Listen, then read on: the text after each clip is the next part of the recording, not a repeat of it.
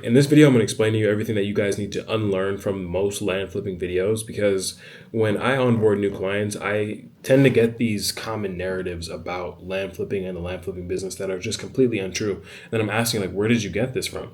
And they're getting these things from essentially false narratives built to push you something so that you can be a part of whatever ecosystem is being pushed to you. So I'm just going to give you the real deal truth about what it takes to be a successful land investor, what it takes to consistently do deals, different kinds of deals all over the country for years and years. And for those who don't know who I am, my name is Olufemi. I have successfully closed multiple seven figures in profits worth of deals. I have done buy to sell over 8 figures worth of deals. And I have made multi seven figures for my clients as well over the last year and a half since I have been consulting. I have clients doing subdivide deals where they're making multiple 6 figures. I've had clients have multiple 6-figure months several times. And I have multiple clients that will cross the 7-figure mark in earnings just themselves within the next 6 months. So I know what I'm talking about. Now, when it comes to propaganda being pushed, one of the things that I see when people come and talk to me or talk to our team is, hey, is now the best time to do this? It seems like right now is not the best time to be land flipping. It seems like land flipping is going down, or it's in a recession, or people are not doing it as much, or deals are not as easy to close. Listen, deals have really never been easy to close. Maybe in the 1990s, when you could just send a mailer or send a postcard and someone will call you back, because there are very few people doing this. But deals have never been easy for me to close either. I started doing this in 2021. They weren't easy to close then. Now, in hindsight, after you follow up with the seller a few times and then you get a check for $70K, well, it seemed like you really didn't do much for that deal. But you have to understand that this is a skill game. Skills will always pay the bills. It is not a game in where you can just send something out, send out a text message, and then just hope that someone gets back to you and you're looking for like that stone to turn over where it's just super easy. That's not what it is. Land flipping is a game where you literally have to turn over every single stone, talk to every single person, follow up consistently, be aggressive, position yourself in the right markets, position yourself with the right sellers. You have to literally go the extra mile in order to get deals done. That's a skill thing. That's not the market is bad. And I think when people are not getting as many deals, and I see people failing, and I see people not closing deals as much, I always see them blame the market as opposed to them blaming their own skill set. I have been able to connect with many different land investors over my career, and some of them I've seen them be extremely successful, and then the next 6 months I've seen them fail completely. And then you look at their pipeline, you look at their numbers, you look at how many times they're following up with the average lead, you look at the markets that they're in, you listen to their call recordings, and then it's very obvious why. And so it has nothing to do with the fact that we're in a recession. If anything, we're in a skill recession. If anything, we're in a thing of people expect land flipping to be this thing where you're just going to send out some mail, send out some text, and then you're just going to make some money, when that's not the case at all. Like, we have documented processes of, okay, this is what needs to happen from the time that a lead comes into the CRM all the way until the time that it closes. Well, this is what needs to happen when our marketing goes out. This is how we respond to hate calls. This is how we take those hate calls and then turn them into leads later on down the line. This is how we follow up once a seller ghosts us. There's detailed processes for every single one of these things. And if you're just treating this as just some kind of run-of-the-mill hustle, well, then that's exactly what kind of money you're going to make. You're going to make run-of-the-mill hustle money. You won't make money in where it's a real business. You won't make money in where you're able to make $400,000, $500,000, $600,000 in profit. You won't make money in where you're able to make $1 million, $2 million, $3 million a year. You won't be able to do that because you're not setting it up as a real business.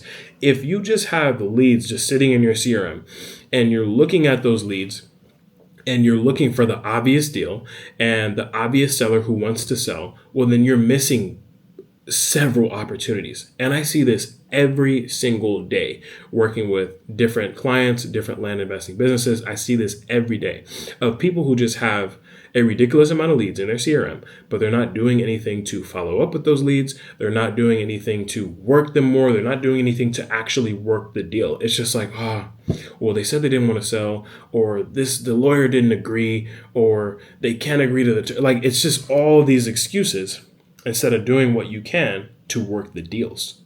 Like, you need to, that is a skill in itself. It's a skill also because a lot of these things are not obvious at first. Like, some of my biggest deals that I've closed have not been obvious at first glance. They were deals that I had to look at a little bit more. I had to work a little more. It took more time. So you identifying deals is a skill, and you can only acquire that skill the more you practice. You can only acquire that skill the more you talk to sellers, and you have to lean into that. And if you can get good at anything, if you want to make multiple six figures a year, even if you don't have a team, you want to do that without a team, you can literally get really good at identifying deals, identifying seller motivations, identifying seller pain points, and you will make multiple six figures a year if you're in the right markets. And that brings me to my next point. A lot of people talk about market selection and how market selection is everything. Now, while market selection means a lot to where you're going to be, because again, you don't want to be in areas and markets where you're going to close deals and make $3,000 or $4,000. You want to be in areas where you're going to make $30,000, $40,000, $50,000, $60,000 consistently, and you're able to do that through market selection. But if you're following the market selection rules and you're picking good markets, that's only half the battle. The other half of the battle is, what is your sales process and acquisitions process like from the time that those leads actually come in? And here's where people fail the most. Now, when people say, oh, well, I picked a good market, how come I'm not getting any deals? Well, what's your acquisitions process like? What's your sales process like? How do you talk to your sellers? What does your mailer look like? How are you positioned in your market? Are you positioned as an expert, or are you positioned as just some boo-boo magoo land company? Which most people are positioned as that, which is why they're like, oh man, well, I didn't get any response on my mailers. Well, because you don't know how to position your mailer properly. And so this is a very stacked game. Okay, it's like, if this is not working, well, then it's because of this. And I've become a master at identifying, okay, this is not working. This is why it's not working. It's a root problem to that. And so with market selection, you have to understand that now, while market selection is important, acquisitions and sales process is also important. So understanding that you following up with a seller 40 to 50 times is a normal thing. You need to follow up with the seller 40 to 50 times if you want to get that deal done. You need to be able to negotiate with the seller. You need to figure out pain points in that seller to where you can negotiate $20,000, $30,000, $40,000 down, and you can't be uncomfortable with that. You being uncomfortable with that is a skill. We don't get uncomfortable when we make offers 30K below. And this is a thing that it irks me to my core sometimes when people say, oh, well, I don't think the seller is going to accept it, so I'm not going to make the offer.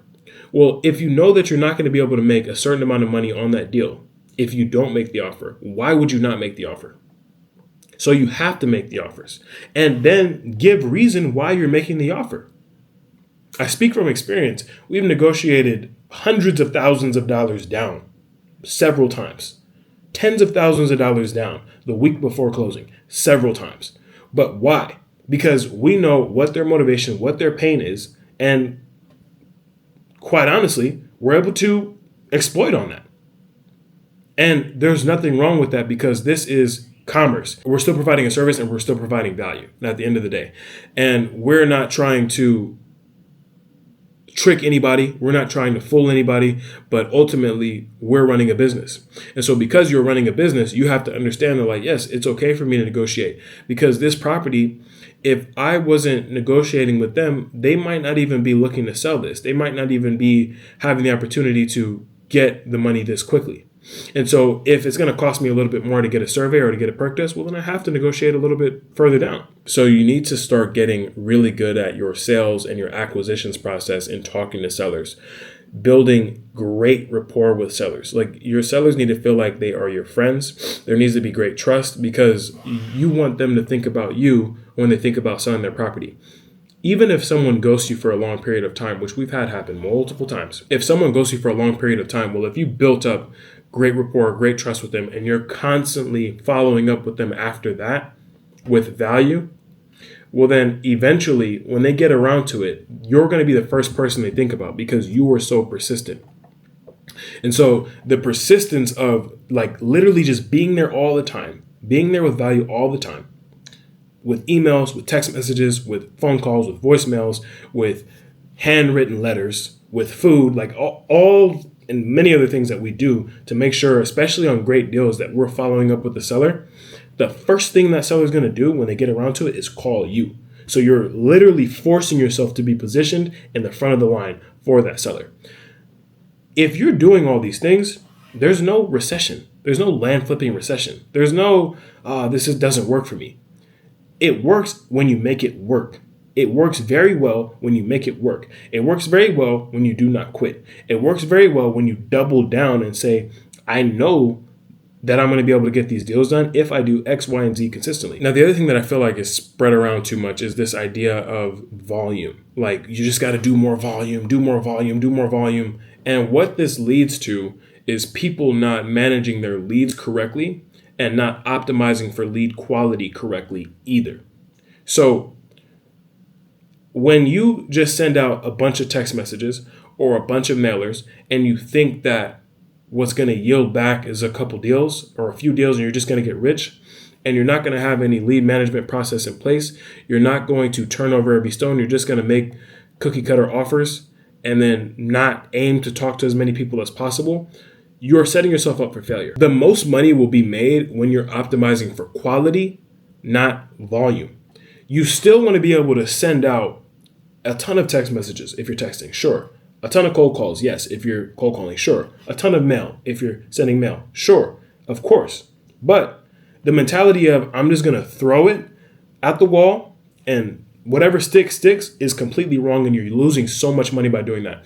You're losing so much money by not having a proper CRM in place, by not having proper lead management processes in place.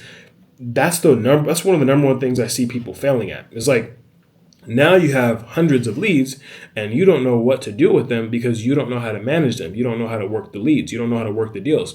And what you are looking for is someone to just say yes, which is the wrong mentality to have. You're looking to send out all this mail, make all these cold calls, send all these text messages for someone just to say, yes, I accept the initial offer that you gave me and let's move forward. The chance of that happening is very, very, very small. And so if you feel like you're not getting deals, that's why, because you're just looking for that person to say yes. You have to understand the amount of times that a person gets a text message about their property or a mailer about their property or a cold call about their property it's a ridiculous amount of times, at least 10, 15 times. We have sellers that call us and say, yeah, like I have 20 other letters similar to yours, but yours looks very different. So that's why I called. Yours looks completely different than these other ones. You look like you're doing what they're trying to do.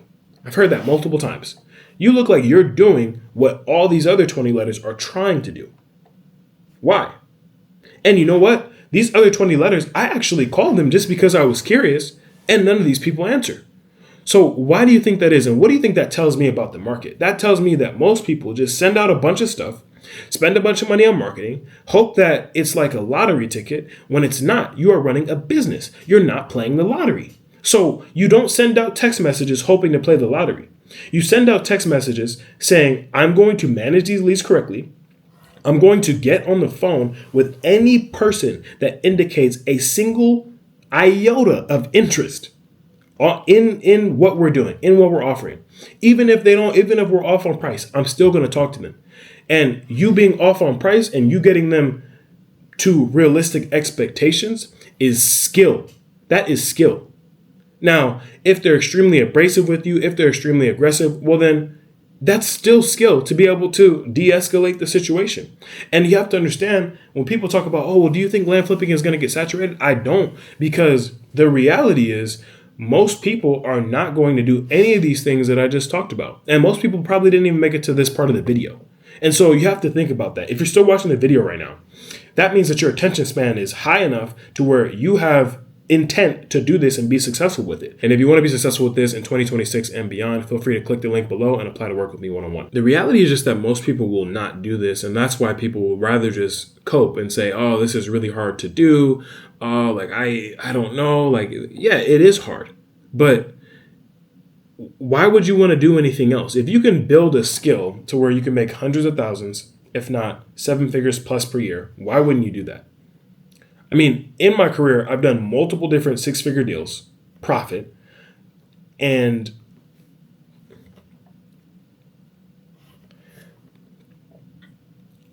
I mean, if it weren't for if it weren't for mastering how to run a land flipping business, how to close deals, how to find larger deals, how to target those consistently, if it wasn't for that, then I wouldn't be here. I wouldn't have the life that I have. And also taking the systems that I've developed and curated over time and giving them to other people to where now they're able to make $40,000 a day, 200 grand in a month. They're doing subdivides where they're going to make multiple six figures on. Like, I have multiple clients right now who are making multiple six figures in a month. I have multiple clients right now who have made 50K, 60K, 40K in a day, so on and so forth. I mean, that's really powerful. And so it's not just me, but I've been able to take the same strategies, give them to other people from all walks of life and help them do the exact same thing. And that's what tells me that this is not a luck thing. This is not something that's in a recession. This is not something that's struggling. This is not something that doesn't work. It's none of that. It's a business model in where, just like any other business model, you have to learn the skills, master the skills, and when you do that, the skills will always pay the bills.